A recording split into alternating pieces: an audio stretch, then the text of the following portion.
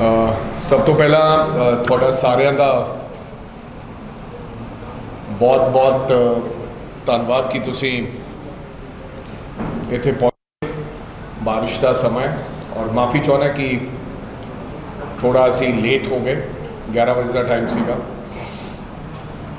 मेरे नाल मेरे सहयोगी और AICC के स्पोक्स पर्सन दिवाशी जी मध्य प्रदेश तो अज तुहानू कुछ मुद्दों ते चानन पाउण वास्ते और देश के अंदर जिस तरीके के हालात हैं, चाहे उदयपुर की घटना है, देवाशीष मैं AICC spokes person from Madhya Pradesh, उरे ते चानन पाउण वास्ते और किस प्रकार देश नूं जिहड़ियां तोड़न दियां भाजपा द्वारा चलियां जा रही चालां ने और किस तरह भाजपा के साथी जिहड़े है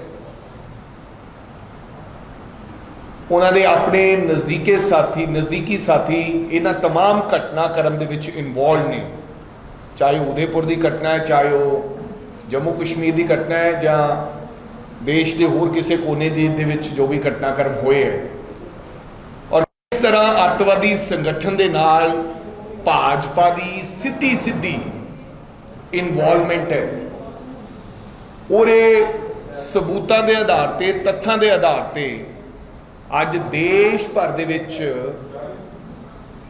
प्रेस कॉन्फ्रेंसिस हो रही ने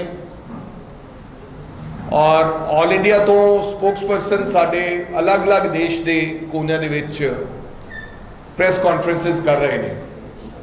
उहदे बारे तुहानूं डिटेल जिहड़ी घटनाक्रम बारे और तमाम उन्हां गल्लां बारे तुहाडे नाल चर्चा करना है, तुहाडे रूबरू होना है, तुहानूं ब्रीफिंग देने वास्ते आए हुए साडे AICC स्पोक्स पर्सन। मैं हुण उन्हां नूं गुजारिश करांगा कि वो अपनी बात कहें और आपके उसके बाद जो भी सवाल होंगे वो उनका उत्तर देंगे। थैंक यू दिवाशी जी।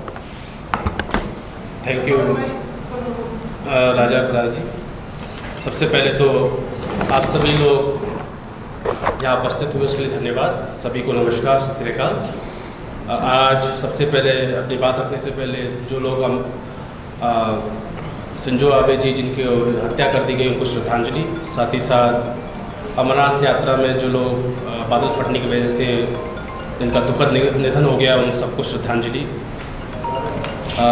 साथियों, जैसा आप सभी जानते हैं कि इस समय भारत में सांप्रदायिकता का जो जहर बोला जा रहा है उससे जो हालात हैं वो बद से बदतर होते जा रहे हैं। इसको लेकर यह प्रेस कॉन्फ्रेंस देश के 22 राज्यों में 22 कैपिटल सिटीज़ में ऑर्गेनाइज की गई है AICC के द्वारा, और उनमें से चंडीगढ़ पंजाब के लिए पार्टी ने मुझे आपके बीच में बात रखने के लिए भेजा है। मुद्दा ये है कि भाजपा का आतंकवादियों से नाता है, ये रिश्ता क्या कहलाता है। मैं अपनी बात करने से पहले कुछ आपको फोटोग्राफ्स में आपको दिखा देना चाहता हूँ, उसके बाद हम अपनी बात को शुरुआत करेंगे।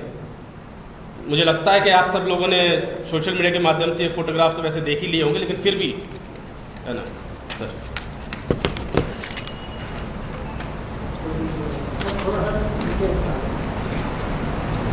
तो ये बता दीजिए, एक तो उदयपुर जो घटनाक्रम हुआ, उदयपुर क्या कन्हैया लाल जी की फोटो है, जस्ट ब्रीफ। हाँ,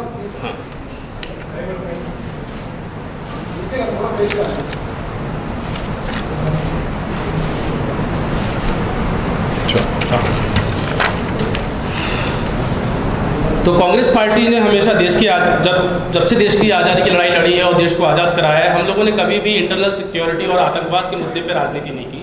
कांग्रेस का हमेशा पक्ष ये रहा है कि आतंकवाद जैसे जटिल मुद्दा जिसमें शासन को बिना कोई सोचे समझे, बिना कोई राजनीतिक स्वार्थ के जो भी लॉ एंड ऑर्डर के लिए इसेंशियल काम होता है उसके तहत हम लोग अपनी जिम्मेदारी निभानी चाहिए, ये कांग्रेस का मानना है। लेकिन लगातार निरंतर जो घटनाएं सामने आ रही हैं, उसके बाद जिस तरीके के सबूत देश के सामने आ रहे हैं, उसके बाद ये सवाल जायज़ हो गया है कि इसमें भारतीय जनता पार्टी की कहीं ना कहीं संलिप्तता है। मैं आपका ध्यान ले जाना चाहता हूं राजस्थान की उदयपुर घटना की तरफ, जहां पर कन्हैया लाल जी की नृशंस हत्या कर दी गई।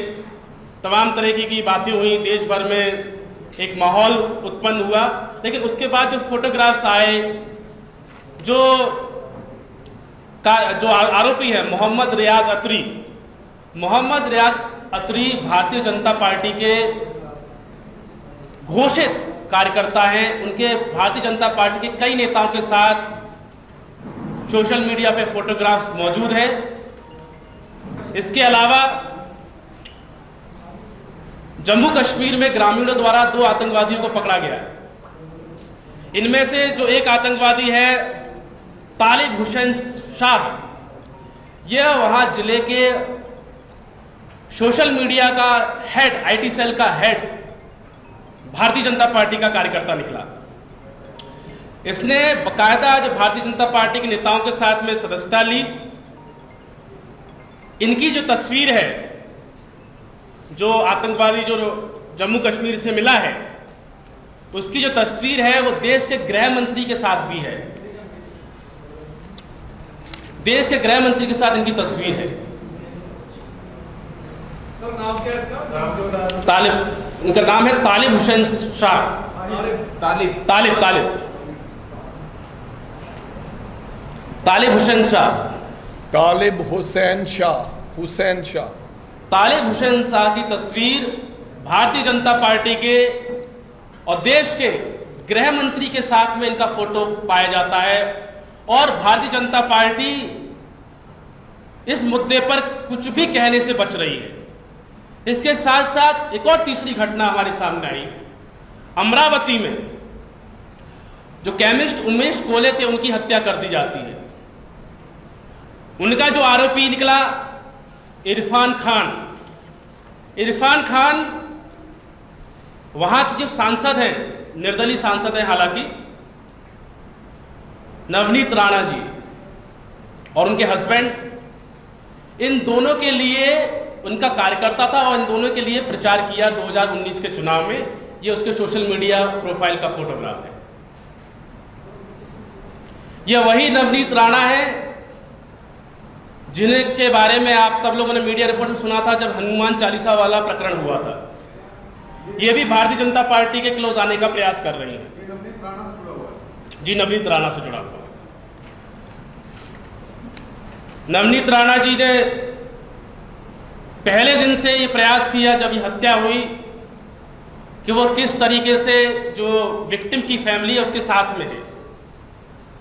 लेकिन जब से ये मुद्दा निकल के आया है कि इरफान खान जो कि अभियुक्त है हत्या का, वह इनका कार्यकर्ता है, उसके बाद से वो ये बयान देती फिर रही है कि कार्यकर्ता चाहे किसी का भी हो, मैं तो नहीं जानती, कार्यकर्ता चाहे किसी का भी हो, उसको सजा होनी चाहिए।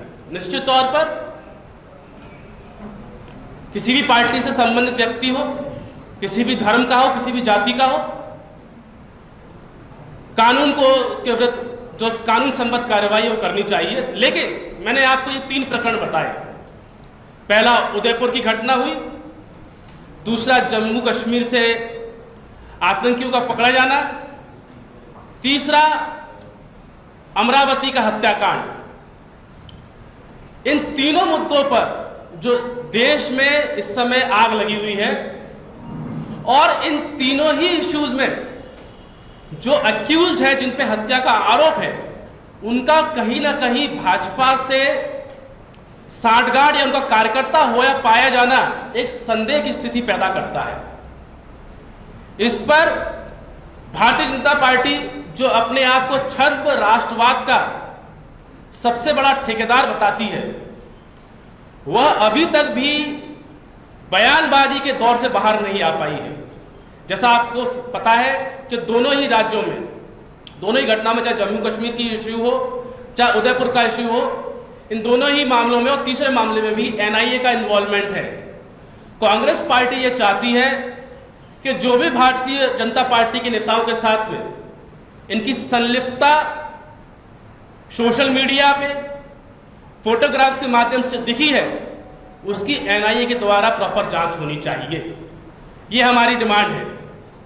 मैं पूछना चाहता हूं गृह मंत्री जी से, क्या आपकी इंटेलिजेंस जब भी आपसे कोई व्यक्ति मिलता है, खासकर जम्मू कश्मीर जैसे संवेदनशील इलाके में, और आप उसको अपना पार्टी का पदाधिकारी बना रहे हो, आईटी सेल का हेड बना रहे हो, तो क्या आप उनकी कोई बैकग्राउंड इंक्वायरी नहीं करवाते हो?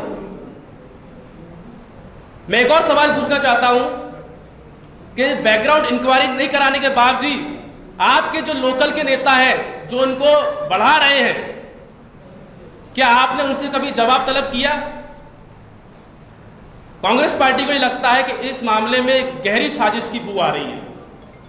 कहीं ऐसा तो नहीं कि देश में जानबूझकर सांप्रदायिकता का माहौल बिगाड़ा जा रहा है और जो सत्ता पक्ष की पार्टी है वह राजनीतिक मुनाफे के लिए देश में आग भूनने का काम कर रही है।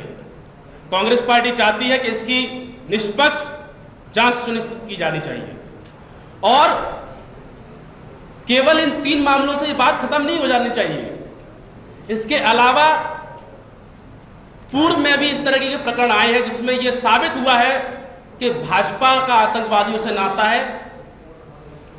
2020 जम्मू कश्मीर में आतंकी को हथियार मुहैया कराने के आरोप में भाजपा के पूर्व नेता सरपंच तारिक अहमद मीर को गिरफ्तार किया गया।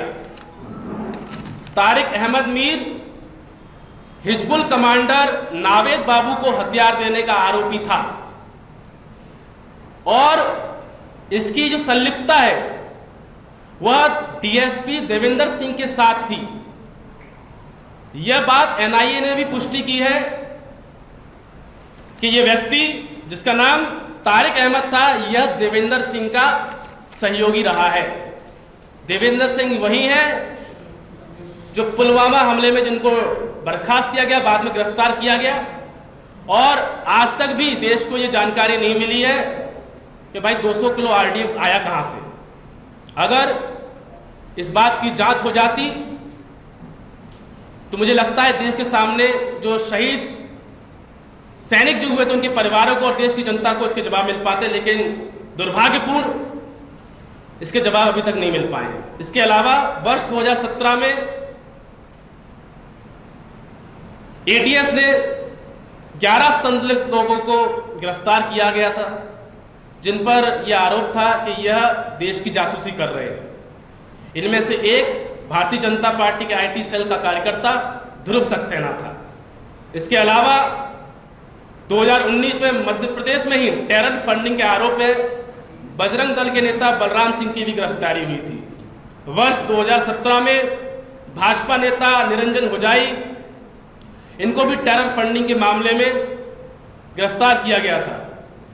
यहां तक कि भारतीय जनता पार्टी ने कन्विक्टेड आतंकवादी के साथ भी सांठगांठ करने से भी पीछे नहीं छूटी।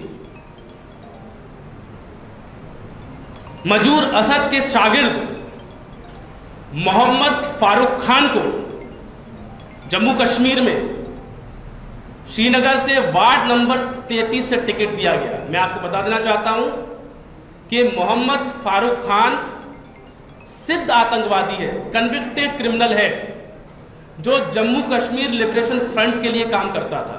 इनको भारतीय जनता पार्टी ने अपनी पार्टी के सिंबल पे चुनाव लड़ाया श्रीनगर से। मेरा आप सभी मीडिया बंधुओं से अनुरोध है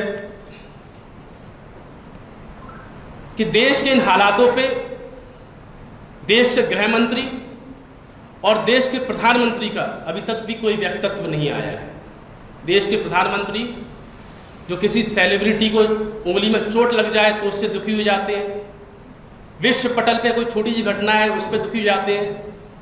इतनी बड़ी घटनाएं देश में घटित हो रही हैं जिस पर विपक्षी राजनीतिक पार्टियों के अलावा देश की सर्वोच्च अदालत सुप्रीम कोर्ट तक ने चिंता व्यक्त कर दी हो, उस मामले पर देश के प्रधानमंत्री का चुप्पी साधे रहना जबकि इन घटनाओं के बाद वो अनेकों बार रैलियों में उनको देखा गया है। उन्होंने लंबे लंबे भाषण किए। अभी कुछ दिनों पहले तेलंगाना में वो पहुंचे थे और उन्होंने एक लंबा भाषण दिया। एक भी बार उन्होंने देश में शांति और सद्भाव बनाए रखने की अपील नहीं जारी की है। यह सब बातें दर्शाती हैं कि भारतीय जनता पार्टी कहीं ना कहीं देश के जो हालात घटित हो रहे हैं उसमें परोक्ष रूप से और सामने से दोनों तरीके से इन्वॉल्व है।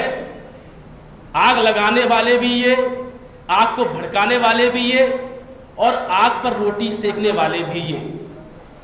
इसलिए आप सभी लोगों से अनुरोध करते हैं कि भारतीय जनता पार्टी से, प्रधानमंत्री जी से, गृह मंत्री जी से ये सवाल पूछे जाने चाहिए। गृह मंत्री जी को जवाब देना चाहिए कि एक आतंकवादी के साथ उनका फोटो कैसे आ गया। उनको सवाल जवाब करना चाहिए और एक्शन लेना चाहिए अपने उन अधिकारियों के खिलाफ जो अपनी ड्यूटी निभाने में असफल साबित हुए।